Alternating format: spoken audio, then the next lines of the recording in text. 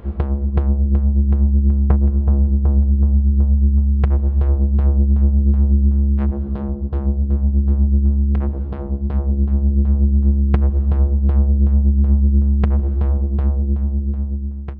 folks, I'm Spencer, and on today's episode of Cult Mania, we're looking at a very specific set of episodes of Doctor Who, the ones that were once voted the best Doctor Who serial storyline.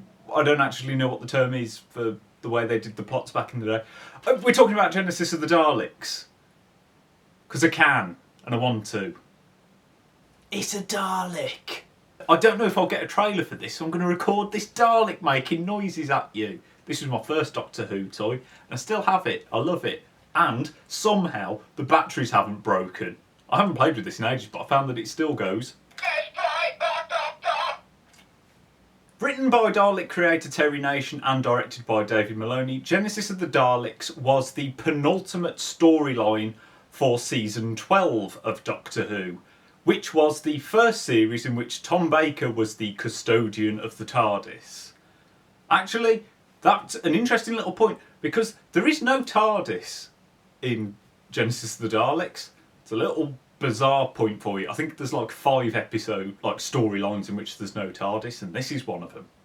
The reason there's no TARDIS in this one is that the plot of the storyline is that the Time Lords have plucked the Doctor, Sarah Jane and Harry out of what they were doing and plonked them on Skaro. They then say to the Doctor, "Oi, you need to get rid of the Daleks forever by stopping them being born." And then they pretty much are abandoned there to go and, stop the Daleks, who are being created by the new baddie for this episode, Davros, who's trying to end this super many thousands year war between his people, the Khaleds, and their sworn enemies, the Thals.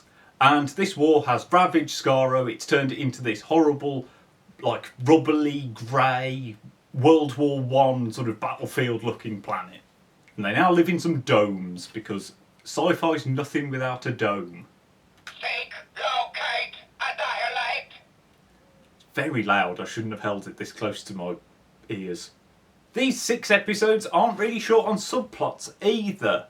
Elizabeth Sladen's Sarah Jane gets a bunch of stuff where she's hanging out with these mutants, and there's a rocket, and there's this big sort of action-y chase, climby scene thing.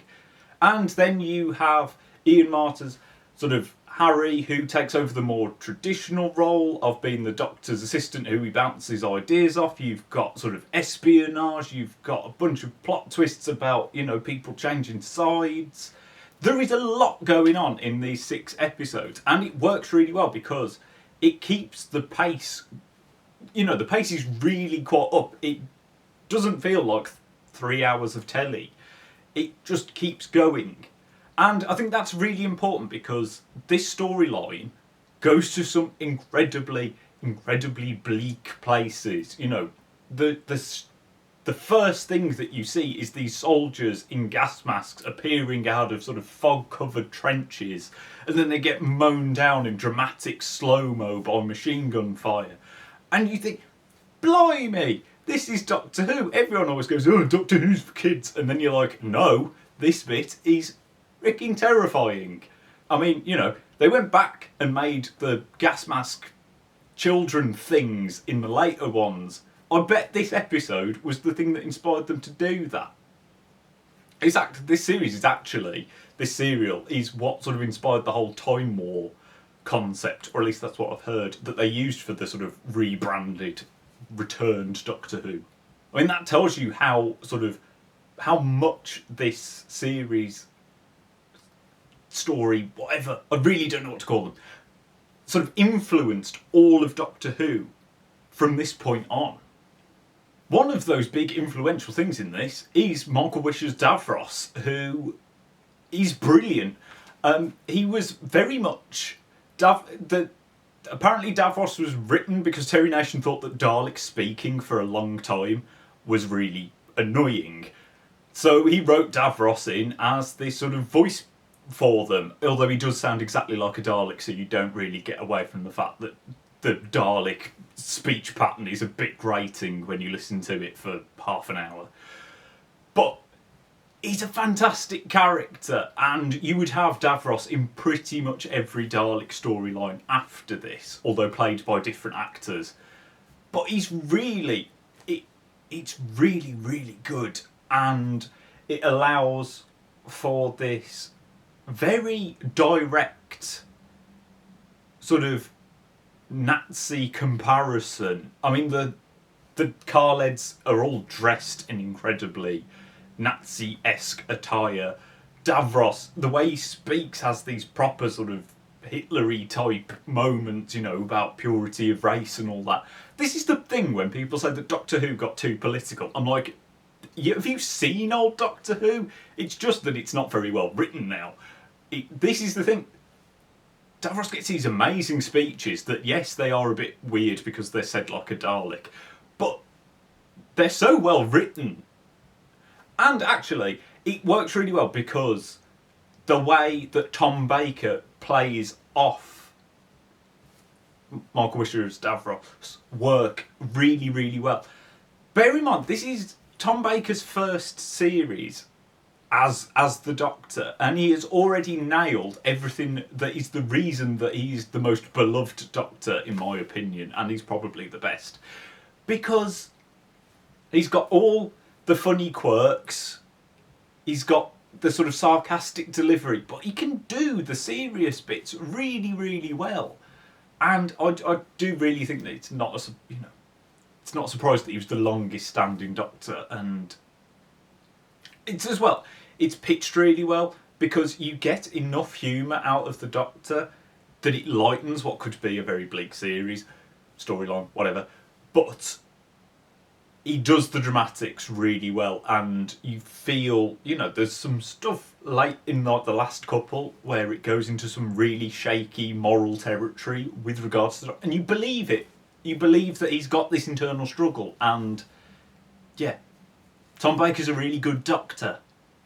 You are an enemy of the Daleks. This thing has a lot of phrases. Daleks rule supreme.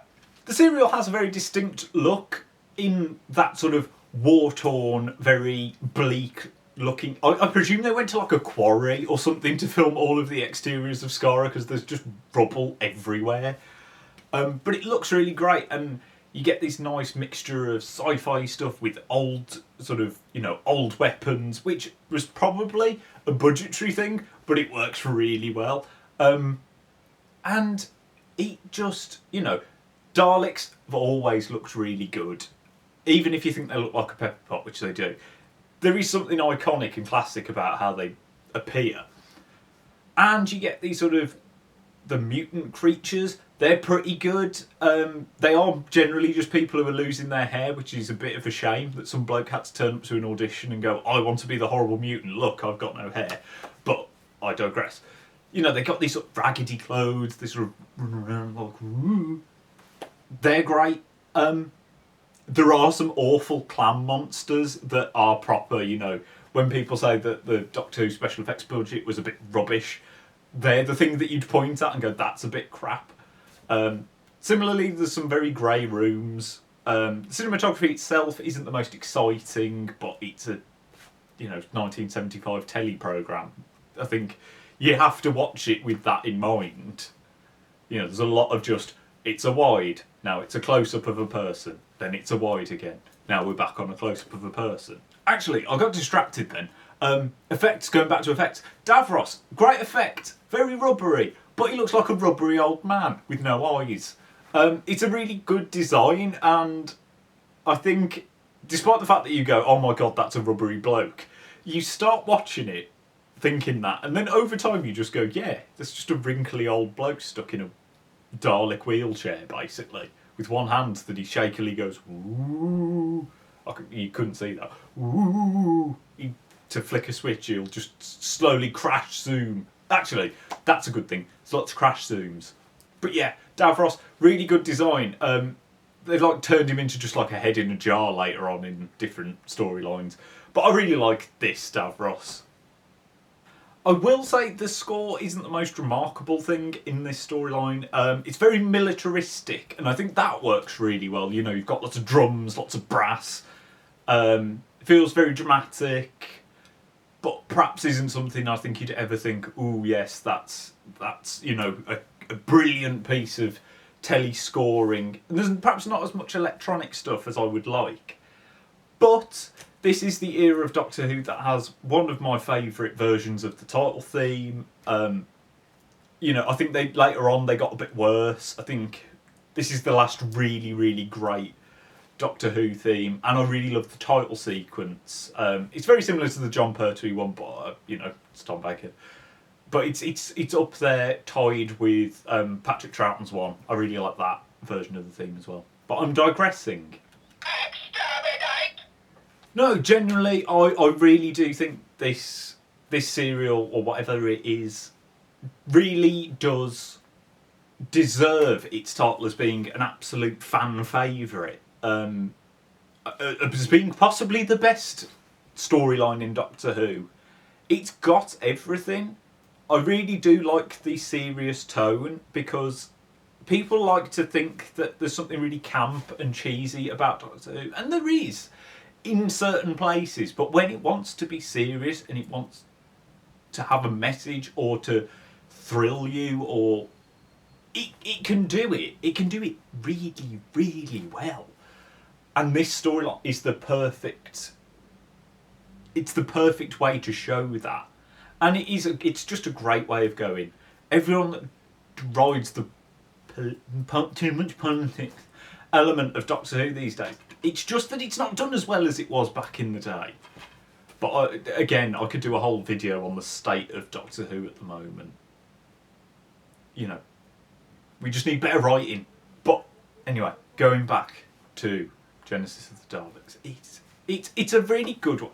This is the first episode, like classic storyline I've watched in full when I was just getting into Doctor Who when it had been revived. After I'd got into it, like approx 2 years after it had been revived, because I was terrified and hid behind the sofa and made my parents turn off the first episode of Christopher Eccleston because he reached through a door and it scared me. Anyway, no, it's a great place to start. No, it doesn't have the TARDIS, but it's got all the other elements that I think someone who wants to learn a bit more about Doctor Who, it's a great place to start. The DVD's really good. I tried to watch it on BritBox, but I found that it's the DVD versions on there, not the new Blu-ray versions that are really expensive. Further point of the BBC don't know what to do with Doctor Who. So yeah, it's a great way of seeing it. You know, it is a great place to start. I do understand why people perhaps didn't like the fact that Davros became such a key part of the Daleks from then on, and perhaps lessened their impact, but I think he's a great character, at least here. The fact that people perhaps ruined him a bit more later on doesn't hurt this at all. So yeah, and it's from that great point with the BBC where they were willing to take risks. You know, this was very controversial at the time. Mary Whitehouse got a knickers in a twist over this and how violent it is. And I do think it's sort of a weird precursor to something like Threads, because it shares that sort of, we stuck this on at a bad time and it scarred children for life. I miss when Doctor Who scarred children for life. It scarred me. I wish it was scarring children now. That sounds bad. But that's just my opinion. What do you think of Genesis of the Daleks? Is it your favourite Dalek storyline? Is it your favourite Doctor Who storyline? Or what is your favourite Dalek story? And what is your favourite Doctor Who story? Let me know down in the comments. Like and subscribe so you don't miss any more videos. And I shall see you next time.